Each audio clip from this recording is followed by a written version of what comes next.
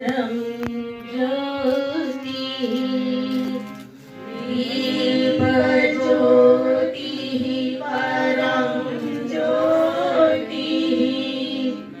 दीपज्योतिः जनार्दना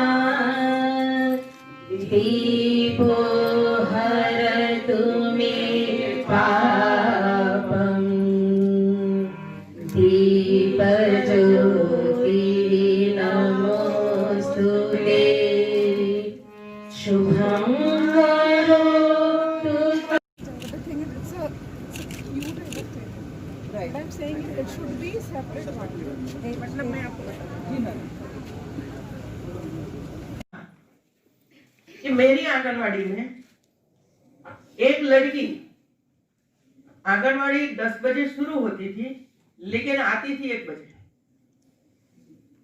1 बजे वो लड़की आती थी तो मैं उसको अंदर नहीं आती देती थी क्योंकि वो लेट आई, इसी वजह से मैं मना कर देती थी। तो वो रोती हुई वापस चली जाती थी, फिर कभी वापस नहीं आती थी।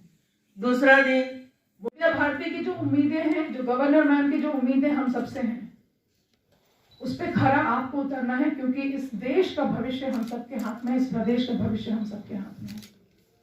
तो जो मॉड्यूल होना चाहिए वो आप लोगों ने तैयार किया है।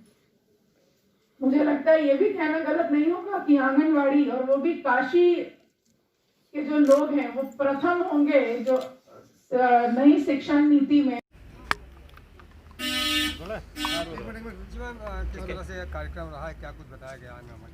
आज से आंगनवाड़ी वर्कर्स का जो मेरे आंगनवाड़ी के वर्कर्स हैं, जो सुपरवाइजर्स हैं, CDPOs हैं, उनका विद्या भारती के सहयोग से और माननीय राज्यपाल महोदय के मार्गदर्शन से हम लोगों ने आज एक प्रशिक्षण शिविर जो 3 दिन चलेगा उसका आयोजन किया है कि किस तरीके से जो नई शिक्षा नीति है उसमें जिस तरीके से काम होना है आंगनवाड़ी के स्तर पर, बच्चों को जो जिस तरीके से शिक्षित करना है, उन चीज़ों का पूरा प्रारूप तैयार करके और उसका शिविर आज 3 दिन के लिए हम लोगों ने लगाया है।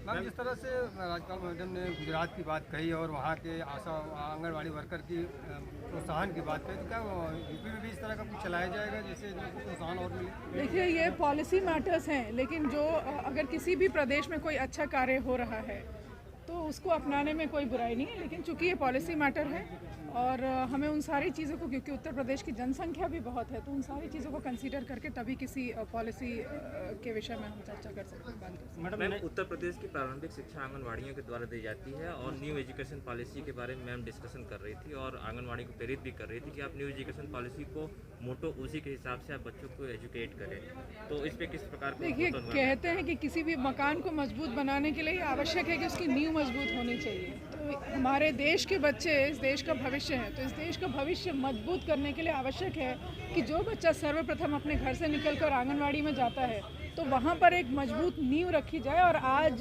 काशी से उसी की शुरुआत हुई है। ये शुरुआत है और आगे ये चलता रहेगा जब तक कि हम अपने आप को स्थापित ना कर ले, हमारे बच्चे पूरी तरीके से मजबूत ना हो।